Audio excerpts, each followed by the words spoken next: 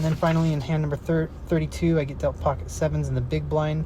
It goes under the gun fold, low jack limps in, hijack folds, cutoff makes it 3x, small blind makes it 15x. I fold, and it gets raised all in to 97x. It's ace king versus queen 10. So in this spot, I would have actually won, and I would have actually, been making the right call. But it's hard to predict those things, so I assumed somebody had a higher pocket pair. But it's definitely a hand to take note of.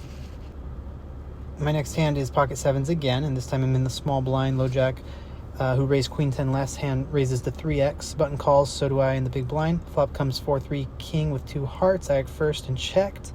It checks through, and then there's a 5 clubs on the turn. I bet it.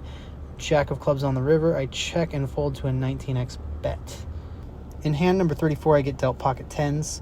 The hijack makes it 4x. I re-raise to 14x, and I get calls from the low jack and hijack. I get a great flop of jack 10-6 rainbow. It checks through to me. I make it 22x, which is about half pot, and they both fold. And that's an okay outcome. Would have definitely needed, I prefer some more action on this, but so that's probably a little too much of a bet. Could have used my standard lower bet, maybe a fourth of the pot. Hand number 35, I get dealt ace queen offsuit in the cutoff. The hijack limps, I make it 4x. Small blind calls. Flop comes 8-4-3 with 2 spades. I make it 10x. Small blind goes all in for 19 bets.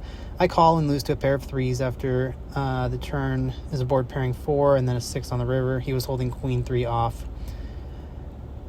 And then hand number 36, it's the very next hand. I'm dealt ace king off in the hijacked.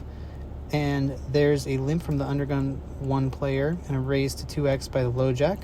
I raise to 8x, cutoff raises to 20x. It folds back to me. I decide to jam because I should get a lot of folds here and pick up a decent pot without having to sweat it.